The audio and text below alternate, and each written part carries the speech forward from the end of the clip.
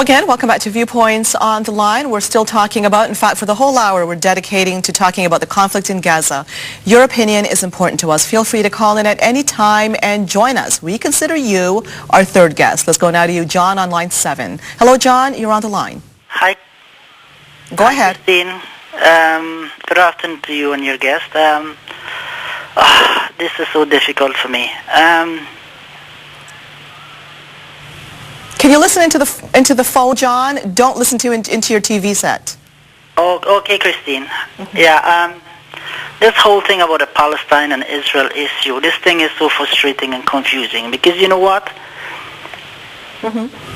Keep going, John. Yeah, this whole issue about Israel, that's a whole lame excuse the Muslims and the Palestinians are making because you know what? They're using schools and mosques and places where little children are as shield so they can have an excuse that, oh, the Israel is bad. If Israel is not there, they're going to find some other excuses. John, thanks for calling in with that opinion. You want to answer to that, Raheel? It's another opinion. I think that, again, we can't move away from the humanitarian issue, that there are people dying. Whatever the reason, whatever the cost, we have to find a peaceful solution. I don't think we're here to take sides with Israel or Palestine. I think we're here to talk about a huge humanitarian crisis which has the makings of a much larger crisis. Let's not forget that if this doesn't stop now, I think it could escalate into a really huge worldwide global crisis. But I'm going to ask this question to the two of you here. Did that crisis just begin? Because obviously when a war begins, it becomes a media frenzy, let's face it. But when Israel was receiving these rockets into its territory, killing its children as well, didn't the crisis, in a sense, begin there? Yes, I know it's worse now, because you've got a situation where Gaza is cordoned off, so you're not getting proper supplies in to help the wounded, and I realize that puts it into a whole different category. But all along here, we're seeing a crisis happening where human lives were being lost, continue to be lost, that perhaps that need not be so. Specifically in the case of Hamas, that initiated this by throwing its rockets into Israel, and now we're seeing a reaction. Now you're saying it's disproportionate. Do you believe it's disproportionate there, Yes, John? They haven't bombed enough. They haven't bombed enough, you're saying? That's correct. I think they've been far too cautious. The people who are being killed by Hamas, by Hamas shooting from their location, and of course Hamas expects fully to be bombed in return and to have those people be killed. Those people, I mean, the question becomes, I mean, back it up for a second. There is a humanitarian crisis, but that's the effect of something, and it's the effect of a war.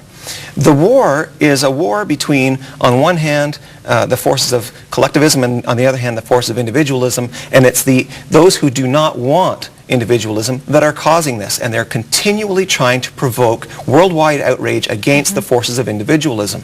Israel. When a police officer finds himself at the barrel of a gun, some bad guy's got a barrel of a gun pointed at him, and there's a human shield between the police officer and the bad guy, and there's just no way that the officer can survive without shooting through that shield. If the officer does that to save his own life, the bullet came from the officer, did kill that shield, but the murderer was the person who was using that person as a human shield. We cannot go about saying that it's even on both sides. The defender who shoots back at Hamas and takes out some civilians in the process is not at fault. Hamas is at fault. So it's one thing to say humanitarian crisis, but we cannot forget to condemn the side that is responsible for it. And I think there is not enough attacking of Hamas. I think they need to be entirely annihilated, not dealt with. Raheel, what do we do with Hamas? So, let me pick up on what you said. When you use the word and you say that Hamas needs to be entirely annihilated, you're actually talking about the Palestinian people. Hamas is not a separate entity out there. They are not just a military entity. Hamas is the Palestinian people, and this is one of the reasons that no matter how often Israel goes in and bombs saying that they're only looking for Hamas targets, they are going to be killing killing hundreds and thousands of innocent people, because that is who they are. They're integrated into the Palestinian people. So what you are saying essentially is that all the Palestinians need to be annihilated. Now, while I agree with you, and I started off by saying that Israel has a right to exist and defend itself, but there are certain engagements that you have even in times of war. One has to know that, schools, for example, children, they are not collateral damage. They're innocent people. They're not combatants. And therefore, this is a very difficult situation. Okay, let's make a separation here between the Hamas combatants and the innocent civilians. There is a distinction to be made there.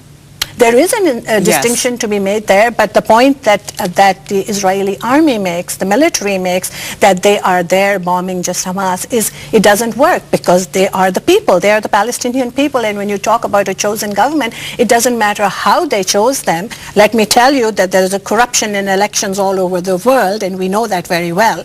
So they are democratically elected, so it is something that's not up for argument. It has to be accepted. So instead of putting blame, and let's say for a moment we accept that Hamas is at fault. They shouldn't have fingered the lion, so to speak, because the lion will react. It'll roar and then it will attack, and they knew that. Right. But is this really what they needed to do? Israel doesn't have to flex its mighty muscles and its military strength to the extent that continuously they need to hammer and kill people to make their point? Well, they're aiming at specific targets.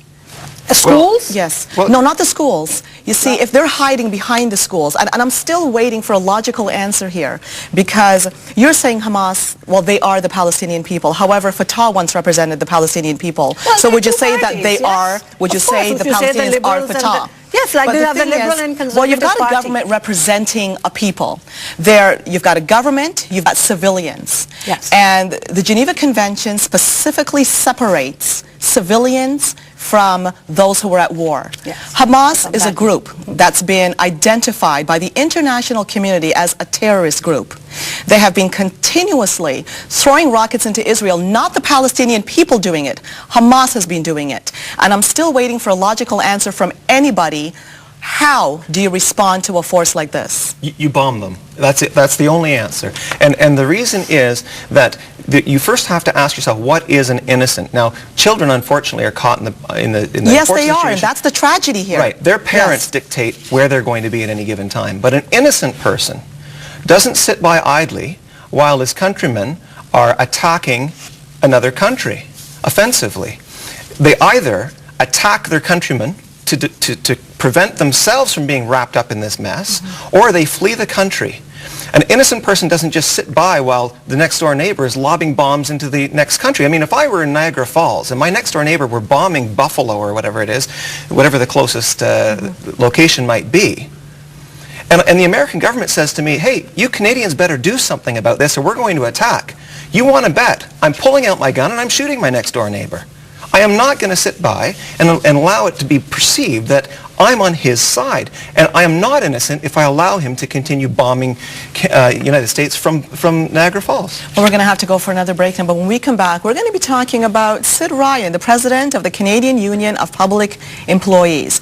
Well, you may have seen it in the headlines, but Sid is very upset about this. He went so far as to propose, on behalf of that organization, a ban of all Israeli academics from Ontario universities. We want to hear how you feel about it. He's also compared Israel to the Nazis in what's going on now with the Middle East, and he's since apologized, saying he got a bit emotional. So we'll be talking more about this, and we want to hear what your thoughts are. Let us know. We'll be back after this. Stay tuned.